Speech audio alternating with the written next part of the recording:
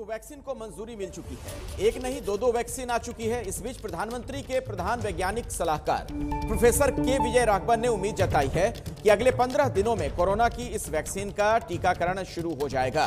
Professor Vijay Raghavan ने ABP news के साथ खास बातचीत की।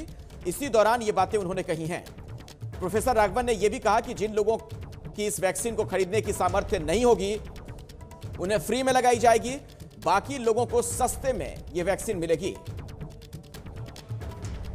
सर, बहुत सारे लोगों के मन में इस चीज को लेकर भी सवाल है कि ये वैक्सीन कब और कैसे उपलब्ध होगा, और सबसे बड़ा सवाल ये भी कि क्या ये मुफ्त मिलेगा या सशुल्क मिलेगा।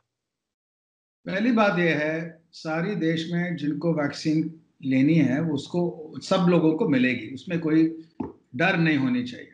जैसे वैक्सीन की मैन्युफैक्चरिंग ऊपर जाती है, वैक्सीन अवेलेबिलिटी ज्यादा होगी, तो कई तरह से कई वैक्सीन अवेलेबल होंगे। कुछ जिनको अफोर्ड नहीं कर पाएंगे उनको वैक्सीन मुफ्त मिलेगी, बाकी लोगों को सस्ता वैक्सीन मिलेगी। प्रोफेसर राघवन ने एक और बहुत अहम बात की। उन्होंने कहा कि अगर आपको वैक्सीन लग गई उसके बाद भी आपको सोशल डिस्टेंसिंग का पालन करना होगा।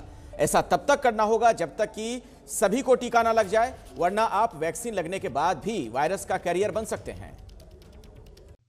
सर, एक चीज और भी कि ये जब वैक्सीन दिया जाएगा तो क्या किसी तरीके की स्पेशल मार्किंग होगी कि वैक्सीनेटेड और नॉन वैक्सीनेटेड के बीच में कॉमन लोग किस तरीके से आइडेंटिफिकेशन कर सकें, किस तरीके से क्या प्रोसेस होगी। एक सोशल कंसर्न लोगों के अंदर इस चीज को लेकर भी है। देखिए, इसमें एक चीज ध्यान रखना चाहिए, वैक्सीन आपको तो प्रोटेक्ट करती है, लेकिन जब तक आपकी पूरा कम्युनिटी, आपकी शहर, आपके स्टेट, आपके देश, हमारी दुनिया सबको नहीं मिलती, we are not protected till all are protected. क्यों ऐसा है?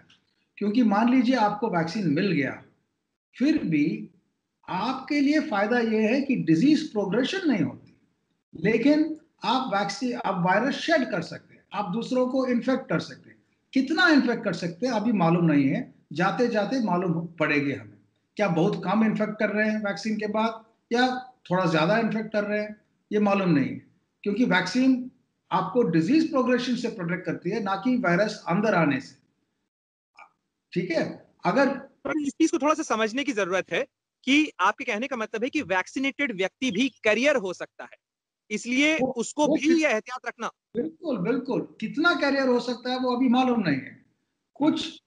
कुछ वायरसेस ऐसे हैं जिसके खिलाफ वैक्सीन अगर लगाएं तो बहुत कम शेड करते हैं वैक्सीनेशन के बाद। कुछ और है कि जिनका शेडिंग जरा ज्यादा है, मतलब वायरस बाहर निकलती है। तो अगर आप वैक्सीनेट हो चुके हैं तब भी काफी ख्याल रखना चाहिए, काफी केयर रखना चाहिए। तो ये आइडेंटिफाई करना कि मुझे वैक्सीन हो गया, मैं कहीं भी जा सकता हूं और वो दूसरा नहीं हुआ, वो ठीक नहीं है। लेकिन फिर भी वैक्सीनेशन होने से फायदा होती है।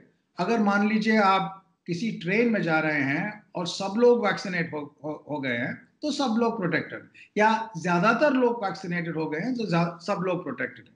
तो इसीलिए ज्यादातर लोगों को वैक्सीनेट करना जरूरी है, इसीलिए ये प्रोग्राम शुरू हुआ। तो काफी महत्वपूर्ण और अहम बातें बता रहे हैं प्रधानमंत्री नरेंद्र मोदी के प्रमुख वैज्ञानिक सलाहकार।